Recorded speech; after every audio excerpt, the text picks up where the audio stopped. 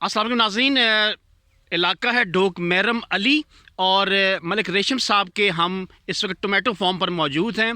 और tomato farm के हवाले से जो टमाटरों को बीमारियां होती हैं और महकमा सेहत के अफसरान की जो सर्द महरी वाला रवैया है, इस हवाले से मलिक साहब से बात करेंगे। मलिक साहब, सबसे पहले हम अपने अपने प्रोग्राम में तानू खुशामदेद कहते हैं तो यह दसना कि तुसी किहड़ी बीमारियां टमाटरां नूं लगदियां ते किहड़े मसाइल ने तानू इस हवाले नाल? इसने जनाब बहुत बीमारी जड़ा ने इस वायरस से बहुत हम्म, इस सब बूटियाँ तक ने सड़िए पे झलसाव का इसका ठीक हो गया।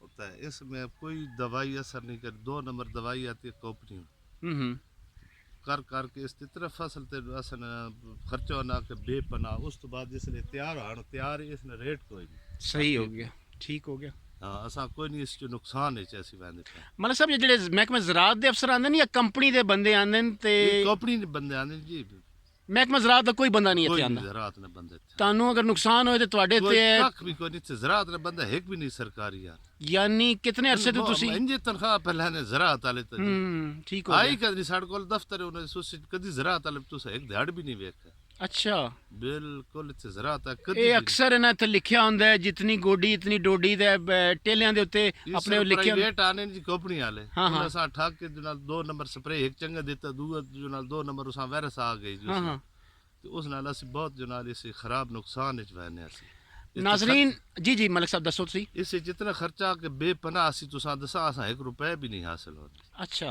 ठीक जी। हो गया।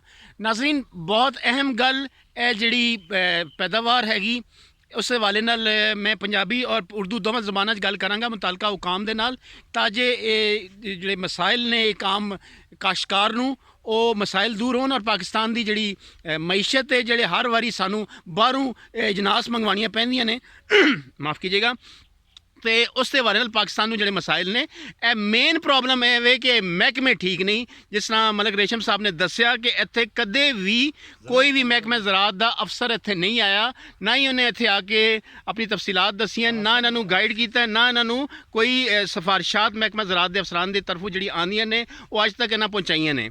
ਕੰਪਨੀ ਦੇ ਜਿਹੜੇ ਇੱਥੇ ਹੈਗੇ ਮੇਨ ਲੋਕ ਉਹ ਆਉਂਦੇ ਨੇ ਤੇ ਉਸੇ ਹਵਾਲੇ ਨਾਲ ਇਹ ਮਸਾਇਲ ਨੂੰ ਹੱਲ ਕਰਨ ਲਈ ਉਹ ਵੀ ਇਹਨਾਂ ਨੂੰ ਪ੍ਰੋਬਲਮ ਵਿੱਚ ਪਾ ਦਿੰਦੇ ਨੇ। ਇੱਕ ਦਫਾ ਅੱਛੀ ਜ਼ਹਿਰਾਂ ਦਿੰਦੇ ਨੇ ਤੇ ਦੂਜੀ ਦਫਾ ਮਿਲਾਵਟ ਵਾਲੀ ਜ਼ਹਿਰਾਂ ਦਿੰਦੇ ਨੇ, ਜਿਸ ਦੀ ਵਜ੍ਹਾ ਤੋਂ ਇਹ ਕਿਸਾਨ ਜਿਹੜਾ ਹੈ ਉਹ ਉसी ਜਗ੍ਹਾ ਤੇ ਖੜਾ ਹੈ, ਉਹਨੂੰ ਮਸਾਇਲ ਦਾ ਸਾਹਮਣਾ ਹੈ।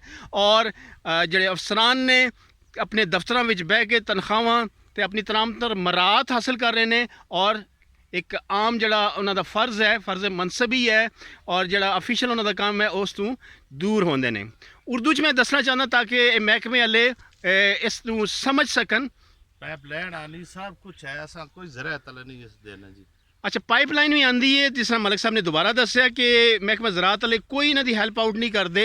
और उर्दू में मैं मुतलका हुकाम से बात करना चाहता हूँ कि महकमा ज़राअत के जो अफसरान हैं